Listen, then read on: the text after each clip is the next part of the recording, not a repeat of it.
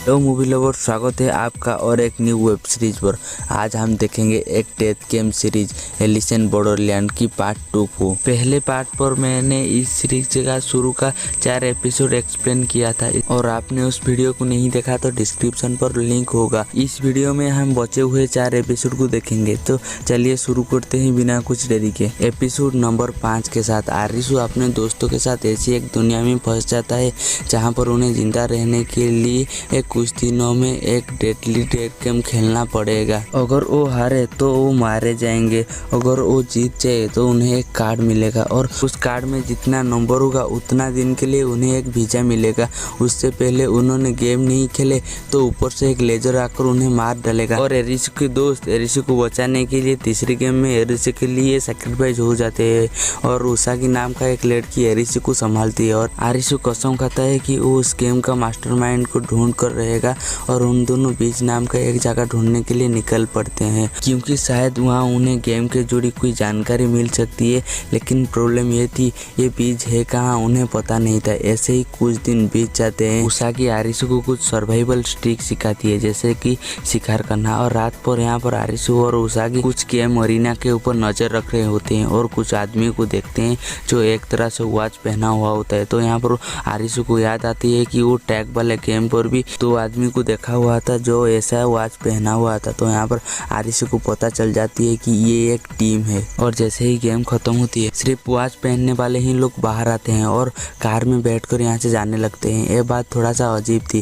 क्योंकि यहाँ पर सारी कार जो होती है वो बंद पड़ी हुई थी। तो यहाँ पर उन दोनों उसे फॉलो करते हैं और वो कार जो होती है एक होटल के अंदर जाती है और यहाँ पर वो देखकर हैरान हो जाती है क्योंकि पूरी सिटी का कोई इलेक्ट्रिसिटी नहीं थी मगर यहाँ पर है। तो उससे पहले ये लोग कुछ समझ पाए कुछ लोग उन्हें बेहोश कर उस होटल के अंदर ले जाते हैं। अगली सुबह उन्हें कुछ लोगों के अंदर होश आती है और वो लोग उसे कुछ सवाल पूछने लगते हैं और उनका लीडर हेटर होती है वो यहाँ पर उनका स्वागत करती है। वो बताता है कि वो ये बीच बनाया है और वो ये बीच का किंग है और उसे शायद पता है असली दुनिया में वापस कैसे जा सकते हैं। उसके बाद उन्हें एक दीवार दिखाया जाता है जहाँ पर ताश की हर एक पत्ते बने हुए थे। हेटर बोलती है उसके हिसाब से इस गेम वॉल से बाहर निकलने के लिए सारी पत्ते को कलेक्ट करना है। जैसे ही उन्हें सारी पत्ते मिल जाएंगे उनमें से एक लकी इंसान वापस असली दुनिया में लौट जाएगा। इसीलिए वो ये बीच बनाया है। इसमें कई सारे टीम है और सारे मिलकर डेथ गेम खेलते हैं और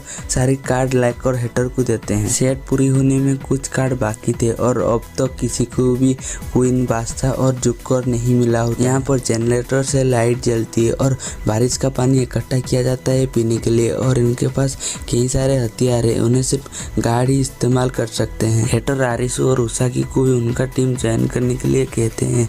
अगर वो मना करते तो हेटर उन्हें मार देगा। उसके बाद हेटर उन्हें इस बीच की रूल बताती है। रूल नंबर 1 हर वक्त स्विम सूट पहनना होगा क्योंकि स्विम सूट में तुम कोई हथियार नहीं छुपा सकते। रूल नंबर 2 गेम में जीता हुआ कार्ड हेटर को लाकर देना है, उसके बदले तुम जैसे चाहे वैसे रह सकती हो। कोई रूल तोड़ा या कोई गद्दारी की तो उसे सिवाय मौत मिलेगी। आरिशु और उसागी देखते हैं हेक्टर के बीच पर बहुत ज्यादा लोग। रात को जैसे ही गेम का टाइम होता है सब यहाँ पर हॉल पर मिलते हैं और हमें दिखाया जाता है कि जिसिया भी इस ग्रुप से जुड़ा हुआ है। रात को गेम खेलने के लिए लोग अलग अलग अरीना में जाते हैं। एक डेथ अरीना में 4 जानवर को मारना था। एक होती है टाइगर, 2 होती है ब्लैक पैंथर, 3 होती है जंगली सुअर और एक चील होती है। उनके पास हथियार था ना इसलिए वो आराम से सबको मार देते हैं। दूसरा गेम था ह्यूमन एलिवेटर जहाँ पर एक पुल पर बहुत सारे बंदे अटक जाएंगे और आखिरी तक एक ही बंदा जीत पाता है। उसागी को भी एक टीम गेम मिलती है जिसमें उन्हें एक अंधेरी बिल्डिंग में एक कोड ढूंढना था और हर किसी को 9 मैचेस दिया जाता है और यहाँ पर उसागी जो होती है वो भी जीत जाती है। आरिशु के साथ बीच की एक एग्जीक्यूटिव मेंबर गेम खेलने के लिए जाती है ये टेस्ट करने के लिए आरिशु बीच की एग्जीक्यूटिव मेंबर बनने के लिए लायक है या नहीं। इसका नाम होती है और एक लड़की आती है जिसका नाम होती है कोइना और यहाँ पर सब नीचे चले जाते हैं खेलने के लिए। इस गेम का अरीना एक छोटा सा रूम में था और यहाँ पर हर वक्त पानी भर रहा था और यहाँ इसके ऊपर एक बड़ा ट्रांसफार्मर था जिसमें करंट था। इस गेम का नाम लाइट बॉल होती है और इसका डिफिकल्टी लेवल 4 ऑफ डायमंड होती है। डायमंड का मतलब जो होती है वो दिमाग वाला खेल। यहाँ पर रूल बताया जाता है कि यहाँ पर तुम्हें 3 स्विच दिया जाता है और कौन सा स्विच रियल बॉल को जलाता है तुम्हें डिसाइड करना है। दरवाजा खोलकर तुम सिर्फ एक बार स्विच ऑन कर सकते हो और दरवाजा बंद कर तुम जितना कर सकते हो उतना करो। और यहाँ पर सब पैनिक होने होने लगते हैं। तो यहाँ पर ये आंसर जो होती है वो बीच की एग्जीक्यूटिव मेंबर को पता होती है, मगर वो बताता नहीं है क्योंकि वो आरिशु को टेस्ट कर रही होती है। तो आरिशु यहाँ पर कुछ समय के बाद कुछ सोचती है और बोलती है दरवाज़ा बंद करने के लिए, और यहाँ पर कोई ना जाकर दरवाज़ा बंद कर देती है। तो उस ए को चुनती है। तो यहाँ पर कुछ समय के बाद स्विच बंद करती है और दरवाज़ा खोलने के लिए बोलती है। तो जैसे ही दरवाज़ा खुलती है वो भी चुनती है, और यहाँ पर और बॉल नहीं जलता। तो यहाँ पर जैसे ही बॉल नहीं जलता और कोयना को बोलती है बॉल छूने के लिए, जैसे ही वो जाकर बॉल छूती है तो बॉल गर्म होती है। तो उसे पता चल जाता है कि जवाब ए है। तो यहाँ पर सबकी जान बच जाती है। गेम खत्म कर आरिशु आकर उसागी को ढूंढती है और दोनों यहाँ पर बैठे हुए होते हैं। तो अगुनी आकर उससे बोलती है क्या तुम्हारा दोस्त कहाँ गया। तो यहाँ पर आरिशु को जैसे ही कुछ बोलता नहीं, अगुनी को पता चल जाती है कि उसका दोस्त मारा गया है। तो यहाँ पर हेटर आकर आरिशु को बुलाकर ले जाती है एग्जीक्यूटिव मीटिंग के लिए। यहाँ पर हेटर के सारे आदमी जो होती है हार्ट 10 के बारे में बता रही होती है कि वो गेम में आज तक आया नहीं है। तो यहाँ पर हेटर बोलती है मेरा वीज़ा जल्दी ही खत्म होने वाला है, तो मैं कल जाकर अपना वीज़ा बढ़ाऊंगी। ये बात जैसे ही अग्नि सुनती है अपने आदमियों को कुछ इशारा करती है। ऐसा लगता है कि वो हेटर से छुटकारा पाना चाहती है और हेटर सैम को अपना वीज़ा बढ़ाने के लिए निकल जाती है। आरिशु यहाँ पर कुछ खबर निकालने के लिए जैसे ही जाती है उसे गन की आवाज़ सुनती है, और जैसे ही वो जाकर देखती है मिलिट्री फोर्स यहाँ से जा रही होती है, और जाकर जैसे ही वो डस्टबिन देखती है वहाँ पर बहुत सारे लाशें होती हैं। वही लाशें होती है जो लोग यहाँ पर रूल तोड़े होते हैं। इस टाइम पर क्वीन और चिसिया आ जाती है और चिसिया बोलती है यही इस जगह की सच्चाई है। वो हेटर पर भरोसा नहीं कर सकते, उसके पास एक प्लान है। वो हेटर का सारी कार चुरा कर इस दुनिया से बाहर निकलना चाहती है, और इस काम से भी आरिशु उसका साथ देने के लिए राजी हो जाती है। कुछ समय के बाद एग्जीक्यूटिव के मेंबर की मीटिंग होती है, और जैसे ही अंदर जाया जाता है उन्हें पता चलता है कि गेम खेलते हुए हेटर का मौत हो गया है, और यहाँ पर साफ पता चलता है कि हेटर का खून हुआ है। तो उसके बाद अगुनी यहाँ का खुद को राजा घोषित करती है, मगर यहाँ पर किसी भी उसको राजा नहीं मानते, मगर उसका आदमी यहाँ पर डरा धमका कर सबको मना ही लेती है। और यहाँ पर एक ब्लैक लिफाफा होती है और इसके अंदर तिजोरी की पासवर्ड होती है, और उस पासवर्ड उस तिजोरी की खुल सकती है जो तिजोरी में सारी कार्ड है। जो भी यहाँ का बॉस बनेगा उस पासवर्ड को ही एक देख पाएगा, और उसके बाद उसे फिर से सील करना पड़ेगा। अगुनी यहाँ पर न्यू बॉस होने का स्पीच दे रही होती है। तो यहाँ पर चीसी आरिशु को उसके रूम में घुसने के लिए बोलती है। आरिशु यहाँ पर उसके रूम में घुस जाती है और तिजोरी की ढूंढ लेती है। तो यहाँ पर चीसिया जो होती है उसे पासवर्ड बता देती है 8022। आरिशु पूछती है तुम्हें पासवर्ड कैसे पता चला। तो यहाँ पर चीसिया बोलती है जब अगुनी कभी इंप्रेशन नहीं देता, मगर वो जब लिफाफा खुला उसकी 12 बज गई, मतलब उस लिफाफे में कुछ था ही नहीं।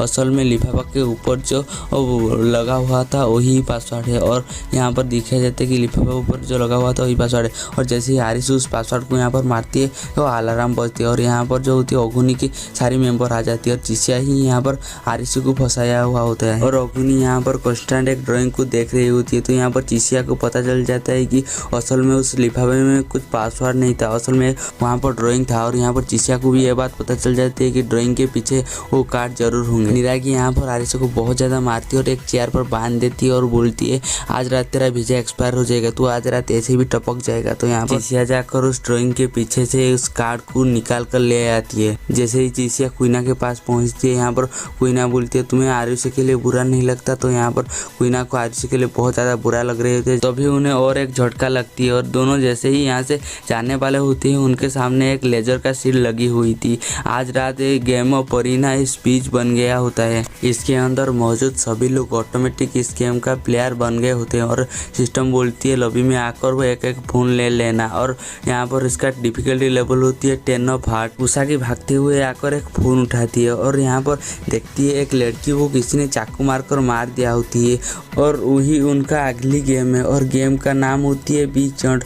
उस मोमोका को जिसने मारा है वो उन्हीं के अंदर छुपा हुआ है, उसको ढूंढो और बाहर लगी हुई आग में जला डालो, नहीं तो यहाँ पर मौजूद जितने भी इंसान हैं सब मर जाएंगे। तो यहाँ पर सारे मोमोका के दोस्त के ऊपर इल्जाम लगा रही होती है और उसे जलाने वाले होते हैं। तो उसागी उन्हें रोक देती है, और यहाँ पर आन आकर उसकी बॉडी को देखती है। तो एक औरत बोलती है इसके हाथ में खून है। तो आन यहाँ पर बोलती है कि मैं हेटर की बॉडी को चेक कर रहा था, हेटर का असल में खून हुआ है। बात जैसे ही बीच पर लोगों को पता चलती है और यहाँ पर अफरा तफरी मच जाती है। इस टाइम पर अग्नि आकर बोलती है मेरे अलावा यहाँ पर सब बीच है और यहाँ पर सबको मार डालो बोलती है। तो यहाँ पर सारी बीच की मेंबर जो होती है यहाँ पर छुपने लगती है, और यहाँ पर अग्नि की जो आर्मी होती है वो सबको भगा भगा कर मार रही होती है। और यहाँ पर उसागी और एक फोन बचा हुआ था उसको लेकर आरसी के लिए चला जाती है, और यहाँ पर अग्नि ऑर्डर देती है जिसको भी मारती है उस आग में सबको जला डाल लो। और यहाँ पर आरिशु खुद को छुड़ाने के लिए बहुत मुश्किल कर रही होती है। ओखनी की आदमी यहाँ पर सबको ढूंढ ढूंढ कर मार रही होती है और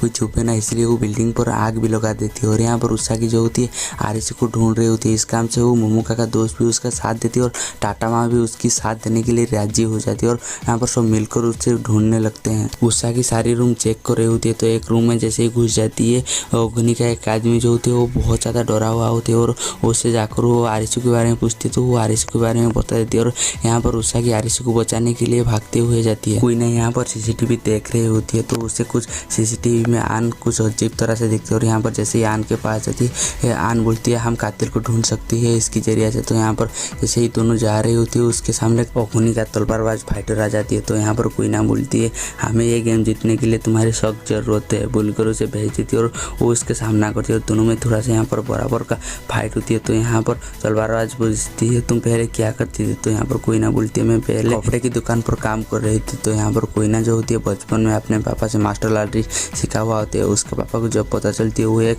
ट्रांसजेंडर है, तो उसका पापा उसको घर से निकाल दिया होता है। तो यहाँ पर कोई ना भागते हुए आकर अपने काम कर रहे होते हैं। और यहाँ पर कोई ना उससे पूछती है तुम पहले क्या करती थी? तो यहाँ पर वो तलवारबाज बोलती है मैं पहले एक ब्लॉगर थी, मगर मुझे जो रिव्यू मिलना चाहिए था वो मुझे मिला नहीं है।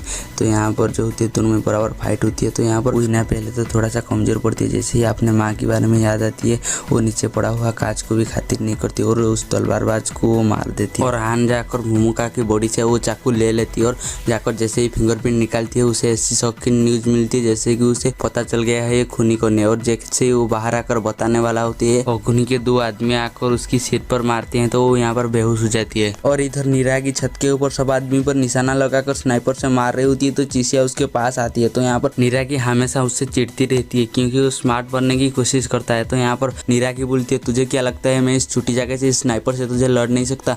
तो यहाँ पर चिसिया बोलती है ऐसा तो लगती है और अपना गन निकालती है जो कि होती है एक स्प्रे होती है और उसके आगे एक लाइटर बांध दिया होती है। वहाँ पर स्प्रे के बदले जो होती है डीजल होती है और यहाँ पर उसे निकालती है और आगे भागते हुए नीरा के ऊपर स्प्रे कर देती है। तो यहाँ पर नीरा की जल जाती है और छत से नीचे गिर जाती है। और यहाँ पर आरिशु खुद को छुड़ाने की कोशिश करती है मगर छुड़ा नहीं पाती। जैसे ही आरिशु को याद आती है कि उसके लिए उसका दोस्त जान दे दिया है, तो यहाँ पर आरिशु जो होती है अपना मुंह जो होती है जमीन पर घस घस कर उसकी मुंह पर टेप जो लगा होता है वो छिड़ा देती है और यहाँ पर चिल्लाने लगती है। तो यहाँ पर इस टाइम पर उसागी भी उस रूम के सामने पहुंच जाती है और यहाँ पर उसागी जो होती है जाकर आरिशु को यहाँ पर फिटा लेती है और यहाँ पर आरिशु को लेकर एक रूम में आती है। और इधर आरिशु को भी पता चल जाता है कि ये गेम किसी ने अंदर से ही सेटअप किया है और इस गेम को हमें जीतने के लिए हमें गेम मास्टर की तरह सोचना होगा। और यहाँ पर आरिशु के दिमाग में कुछ आती है। दूसरी तरह लॉबी में ओखनी के आदमी सारी प्लेयर को घेर लिए थे, उन्हें भी मारने वाले थे। तो इस टाइम पर आरिशु और उसागी यहाँ पर आ जाते हैं। आरिशु ओखनी को कहती है हमें मिलकर एक गेम को क्लियर करना चाहिए। तो इस टाइम पर ओखनी जो होती है आरिशु को बुरी तरह से पीट देती है और कन्फेस करती है वही बीज है। तो यहाँ पर बीच में जितने भी मेंबर होती है ओखनी को मारने की कोशिश करती है मगर उससे कोई भी मार नहीं पाता। आरिशु बोलती है तुम मोमोका को नहीं हेटर को मारे। और इधर रियल वर्ल्ड में ओखनी और हेटर बहुत अच्छे दोस्त हुआ करते थे। उन दोनों ने इस बीज को बनाया है क्योंकि लोग में एक होप बने, लेकिन धीरे धीरे हेटर पावर की लालच में पागल होता जा रहा था। कल रात जैसे ही हेटर गेम खेलने के लिए गया था ओखनी उसे बोला ये सब खत्म करते हैं। तो यहाँ पर ये बात हेटर को पसंद नहीं आती, वो हमला करती है ओखनी पर। ओखनी अपना सेल्फ डिफेंस में उसके ऊपर गोली चला देती है। तो यहाँ पर हेटर का मौत हो जाती है और आकर जैसे ही गन चेक करती है वहाँ पर बुलेट नहीं होता। तो यहाँ पर और ज्यादा टूट जाती है। इसी गिल्ट के कारण वो मरना चाहती है। और यहाँ पर आरिशु बोलती है मैं इस फीलिंग्स को जानती हूँ क्योंकि मैंने भी अपना दोस्त को खोया है। आरिशु बोलती है इस गेम को जीतने का सिर्फ एक ही तरीका है और इसमें किसी को मरने की कोई जरूरत नहीं है क्योंकि इस गेम का कातिल जो होती है वो खुद मोमोका है। मोमोका खुद को ही चाकू मारा है। मैं गेम मास्टर होता तो मैं गेम को ऐसे ही सेट करता। इस टाइम पर आन आकर भी वो चाकू दिखाती है और बोलती है इसका फिंगरप्रिंट उल्टा है, इसका मतलब वो मोमोका खुद को ही चाकू मारा है। और यहाँ पर कुछ आदमी मोमोका की बॉडी जलाने के लिए नहीं रही होती है। तो यहाँ पर ओखनी उनके ऊपर अटैक कर देती है और यहाँ पर ओखनी उस आदमियों से जहाँ पर खुद तो मरेगा सबको लेकर मरेगा। यहाँ पर कुछ समय बचा हुआ होता है। तो यहाँ पर मोमोका का दोस्त आरिशु से कहती है मैं कुछ करती हूँ बोलकर सबके बीच में जाती है और बोलती है मैं इस गेम का डीलर हूँ। तो ऊपर एक लेजर आती है और यहाँ पर मोमोका के दोस्त की आर पार हो जाती है। तो ये बात जैसे लोग देखते हैं यहाँ पर सब शांत हो जाते हैं। और जैसे ही यहाँ पर मोमोका को लेकर जलाने वाले होते हैं इस टाइम पर नीरागी आ जाती है और सबके ऊपर अंधाधुंध फाइट करती है। और यहाँ पर उसागी जो होती है वो नीरागी के ऊपर अटैक कर देती है। आरिशु भी उसे देखकर जाकर नीरागी के ऊपर अटैक कर देती है। तो यहाँ पर आरिशु को फेंक देती है और नीरागी को भी आरिसु के पास फेंक देती है और दोनों को जैसे ही गोली मारना होती है यहाँ पर ओगुनी जो होती है उनके आगे आ जाती है और वो यहाँ पर भागते हुए जाकर निरागी को पकड़कर वो आग के पास लेकर चला जाते हैं और यहाँ पर फायर होती है। वो जिंदा रहते हैं या मर जाते हैं वो हमें यहाँ पर पता नहीं चलता। यहाँ पर सारे प्लेयर मोमोका की बॉडी लेकर आग में डाल देते हैं तो यहाँ पर जो होती है उस गेम को जीत जाते हैं। और यहाँ पर आरिसु जाते वक्त देखती है मोमोका के दोस्त के मोबाइल पर एक रिकॉर्डिंग चल रही है और वो मोबाइल अपने पास रख लेती है और यहाँ पर सारी प्लेयर बीच को जलता हुआ देख रही होती है और चिसिया जाकर 10 ऑफ हार्ट अपने पास रख लेती है। और यहाँ पर जो होती है बीच की सारी मेंबर जो होती है बहुत ही उदास होती है। और अगली सुबह आरिसु और उसागी मोमोका के दोस्त से मिला हुआ फोन से एक वीडियो देख रही होती है। जो मोमोका और उसकी दोस्त एक गेम वर्ल्ड में आई थी वो शुरू का कुछ दिन वीडियो रिकॉर्डिंग की थी। इसमें मोमोका कन्फेस करती है वो और उसका दोस्त गेम डीलर है। डीलर तो रहते हैं प्लेयर के बीच में मगर वो गेम सेट करने में मदद करते हैं और गेम को इंटरेस्टिंग बनाती है। जैसे कि टैग वाला गेम में वो टाइगर, उन्हें पहले से ही पता होता है गेम कैसे जीतते हैं और वो गेम मास्टर की बात नहीं मानते और किसी के सामने बोलते हैं वो डीलर है तो उन्हें इसी वक्त ही लेजर से मार दिया जाता है। एक दूसरी वीडियो में मोमोका और उसके दोस्त को एक सबवे के अंदर जाते हुए देखते हैं जिसमें डीलर का एक बेस बना हुआ था। इसमें सारी गेम को कंट्रोल किया जाता है। आरिसु और उसागी उस रास्ते को फॉलो करते हुए